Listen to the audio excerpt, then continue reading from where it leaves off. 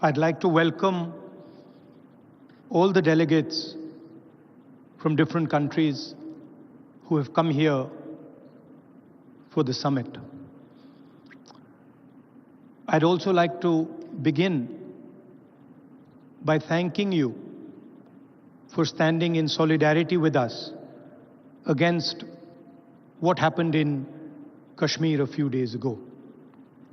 I apologize. I was supposed to be here yesterday, but I was forced to cancel my visit here yesterday because I had to go to Kashmir and meet some of the injured people. I'd also like to thank Revanth Reddy ji and the Telangana government for hosting this wonderful summit.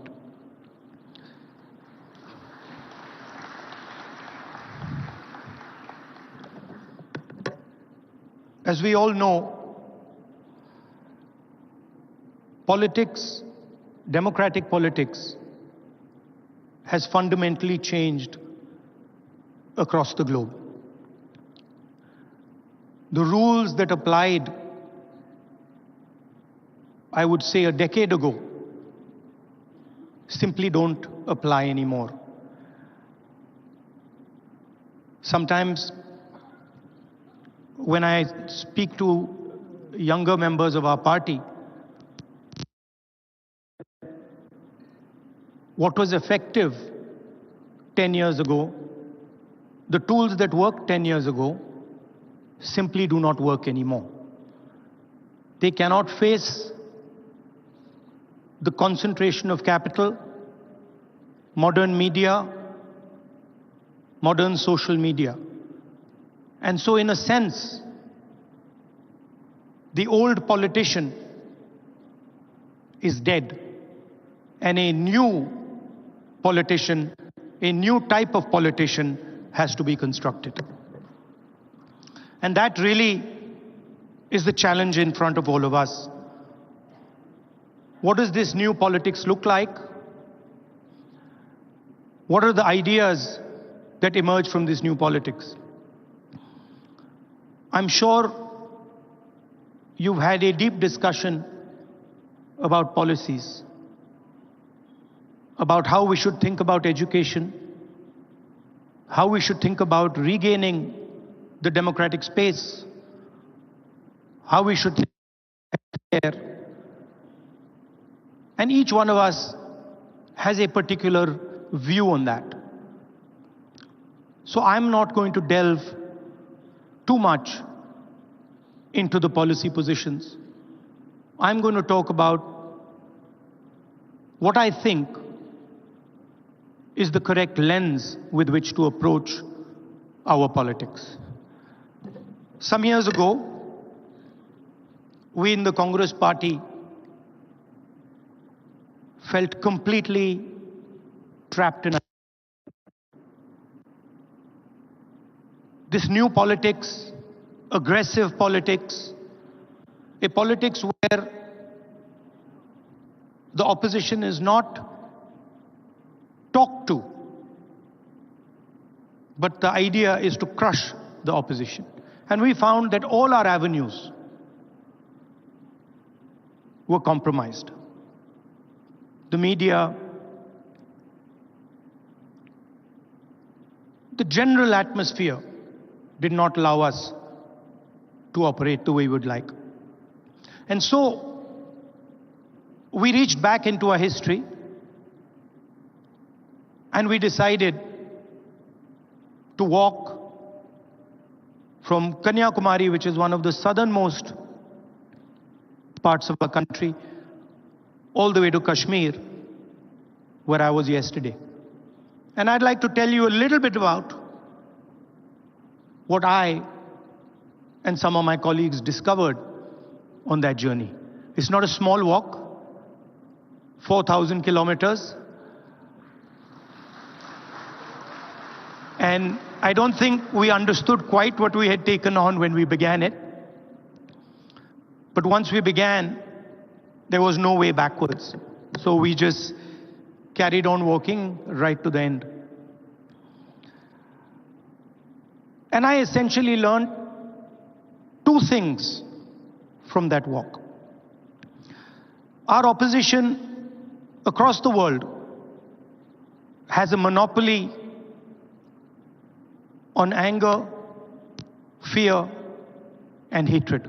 And there's no way that we are ever going to be able to compete with them on anger, fear, and hatred. They are going to outdo us, outmaneuver us, and beat us every single time when it comes to fear, anger, and hatred. So the question is, where and how do we operate? Where are the spaces where we have the advantage? Where are the spaces from which we can build a counter narrative? So the walk started in Kanyakumari, and slowly as it progressed, more and more people started to join this walk. And within 10-15 days, walk would start at 6 in the morning, and we would have thousands and thousands and thousands of people walking with us, pushing us, people trying to come in. And it was something to see. My job was walking and listening to people. And the one rule we had was that anybody, regardless of who he is, who she is, should be able to come to the center of where we were walking and have a conversation with me or the other leaders there. And so we followed this rule rigorously. As we walked, we talked and walked and talked and walked. I suddenly found that it became harder and harder to speak. As politicians, we are trained to do this. We are trained to come on stage and talk. We are trained to tell people what we think. We are trained to think about the future. But while I was walking, the number of people who were coming to me made that impossible. And so I started to listen. And I realized, halfway through that walk, I realized that actually I had never ever listened before. And in fact, I didn't know how to listen. I knew how to speak, I knew how to think, but I didn't actually know how to listen to people. What do I mean by that?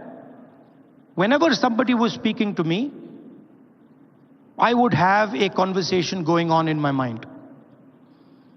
I would be listening, and at the same time, I would be talking. Relatively quickly into the yatra, the talking completely stopped. And all I was doing was listening to the people who were coming next to me. And I discovered that there is a completely different way of communicating with people, a much more powerful way of communicating. And that way involves me or us becoming completely silent and listening deeply to exactly what it is they're trying to say. I'll give you an example. The one that really struck me. We were walking. It was early morning, it was still dark. And this woman came running towards me, and she held my hand. And the moment she held my hand, I felt fear in her hand. I didn't say anything. And I asked her, "What's happened?" And then she started. And she said to me,